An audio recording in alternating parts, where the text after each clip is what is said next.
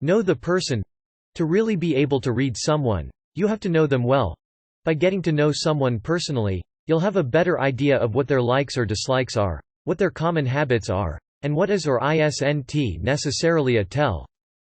Base your opinions of others on several encounters with them, not just one. People may act and speak differently depending on the situation. For example, you may have a friend who is commonly very fidgety. If so, their fidgeting may not be a sign of lying or nervousness. Ask open-ended questions. When you're reading someone, you are watching and listening. What you're not doing is grabbing the conversation by the horns and steering it in your direction. So ask your question and get out of there. Sit back, relax, and enjoy the show. Open-ended questions will allow them to talk more so that you can observe them longer. You'll be best off asking to the point, pertinent questions. If you say, "How's your family?" you may get a rambling, all over the place response that doesn't help you gauge well the information you're looking for. Look for inconsistencies in their baseline. A normally affectionate person who seems not to be physically present and doesn't seem to want to get near anyone with a 10-foot pole has something going on. The same behavior exhibited by Boo Radley does not necessarily mean the same thing. Once you've gathered how the person acts in day-to-day life, keep an eye out for the stuff that doesn't mesh.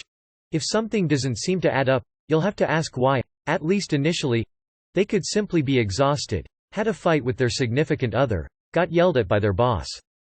Work in clusters. Seeing one cue is not grounds for jumping to a conclusion. After all, someone could be leaning away from you simply because that chair is hard to get comfortable in. If you are heavily relying on the non-verbal, make sure you have 3 or 4 signs before you start making assumptions. Try to take a cue from their words, their tone, their body, and their face. Once you get one from each and they all line up, it may be safe to proceed. But of course, a good way to ascertain if you're correct is just to be direct and ask. Know your own weaknesses. As a mere mortal human, you are subject to fallibility. Just like the Pope. When you see something pretty, odds are you're going to like it. If it's wearing a finely tailored Italian suit, you're probably going to trust it. Should you? Not necessarily. Humans generally think of dangerous people as drunkards roaming the street unbathed and carrying a knife. In reality, most psychopaths are charming and have their act together. Though it's virtually impossible to actually take control of, just be aware that your subconscious is telling you to judge a book by its cover.